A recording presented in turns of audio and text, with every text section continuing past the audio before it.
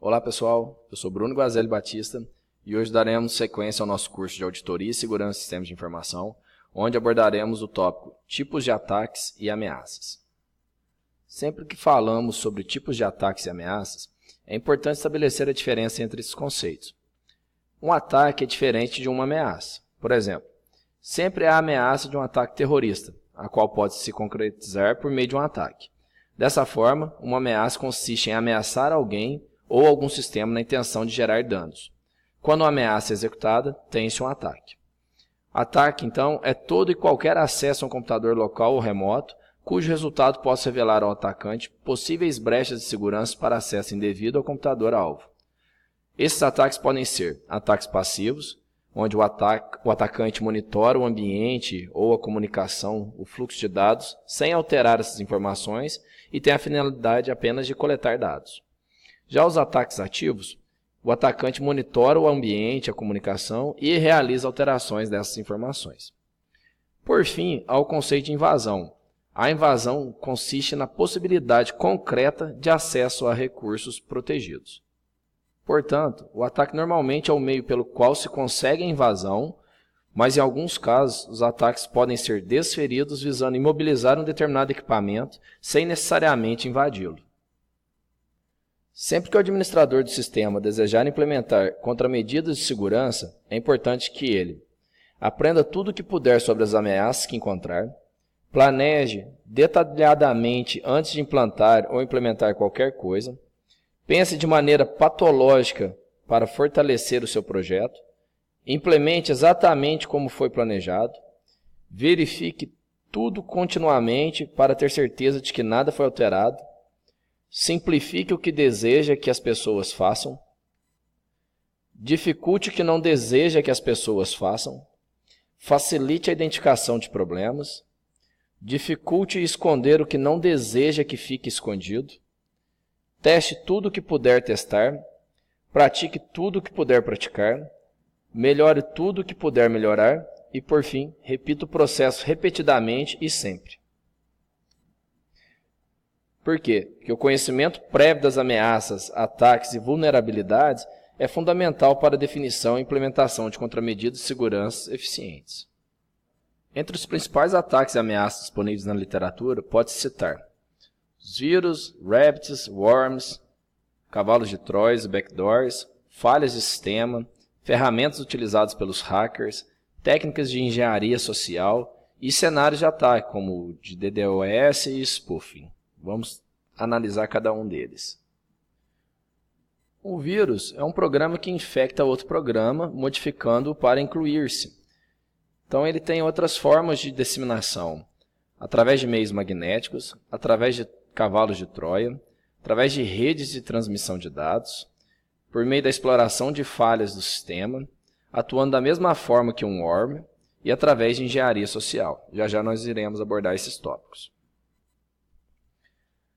A origem do nome rabbit vem dos coelhos, dado ao alto poder de reprodução desses animais. Esse ataque consiste em instruções que preenchem áreas de memórias livres, abordando então todo o espaço de memória ali disponibilizado. Worms. A intenção inicial dos worms era realizar tarefas de gerenciamento e distribuição de informações. No entanto, eles tornaram-se programas projetados especialmente para replicação.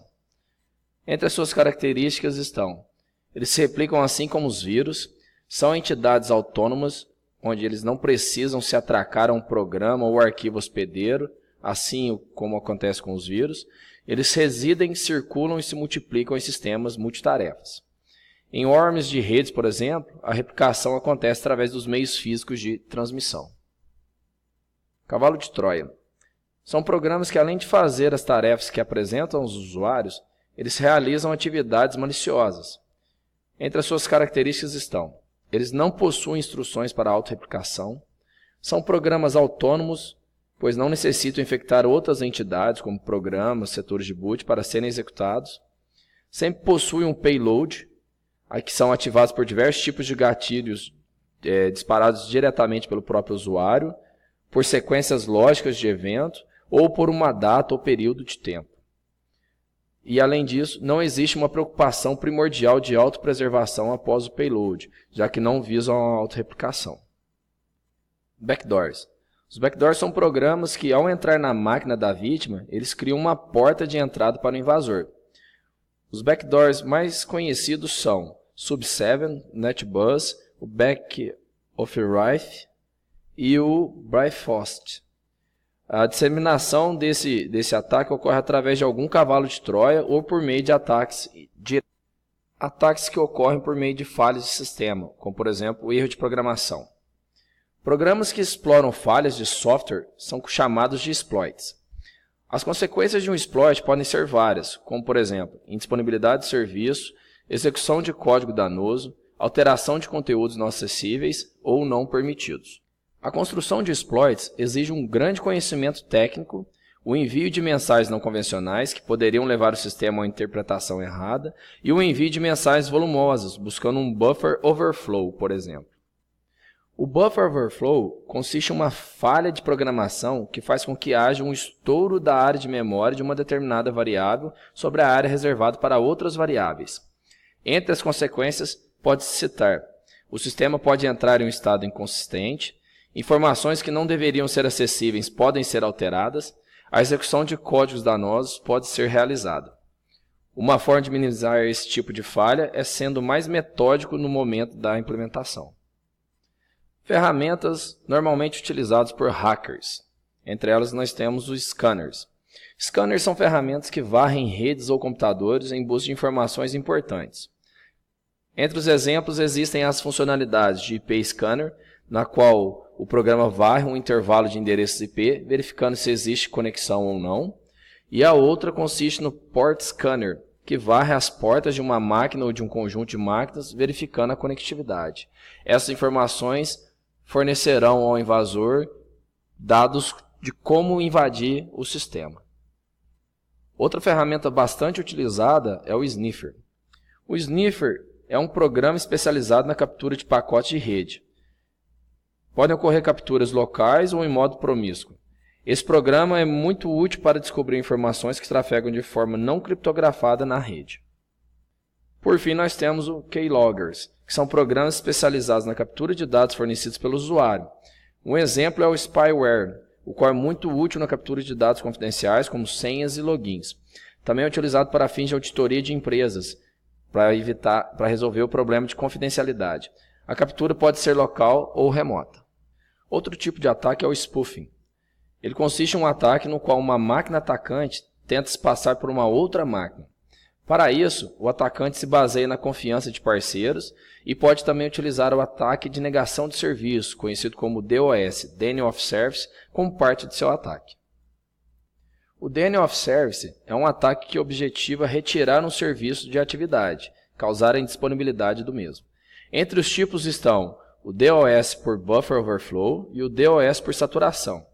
Geralmente é preciso o uso de várias máquinas de forma distribuída. Nesse caso, nós temos o DDoS, Distributed Denial of Service. Como detectar um tipo de ataque desse? Pode ser realizada uma verificação do tráfego de rede, o tamanho das mensagens ou do tipo de mensagens que estão sendo propagadas. Farming. O farming consiste basicamente em modificar a relação que existe entre o nome de um site na internet e seu respectivo servidor web. A técnica clássica é chamada de envenenamento de cache DNS. Nesse ataque, um servidor de nomes, um servidor DNS, é comprometido de tal forma que as requisições de acesso a um site feitas pelos usuários desse servidor sejam redirecionadas a outro endereço, sob controle dos atacantes. Man in the Middle. Nesse ataque, o atacante atua como um intermediário entre duas partes comunicantes. Por exemplo, imagine um cliente A que tenta se conectar a um servidor B com um SSL. Um atacante H coloca-se no meio da comunicação dizendo a A que ele é B através do envenenamento de cache, por exemplo. Toda a informação que é trocada entre A e B passará por H. Por fim, nós temos a engenharia social. Ela consiste no roubo de informações através de encenações e conversas maliciosas. Dessa forma, esse ataque não necessita de grande conhecimento técnico, É um ataque que incide geralmente em pontos fracos da empresa, como empregados mal remunerados. Também acontece em documentos que são colocados em latas de lixo. Geralmente esse tipo de ataque é o mais eficiente, pois libera informações importantes a um esforço mínimo. Pode ser aplicado de forma presencial ou não presencial. É importante destacar também que o usuário nesses tipos de ataques, ele sempre é o elo mais fraco. Bom, pessoal, chegamos ao final do nosso vídeo, no qual nós tratamos os tipos de ataques e ameaças. Espero que vocês tenham gostado e até a próxima.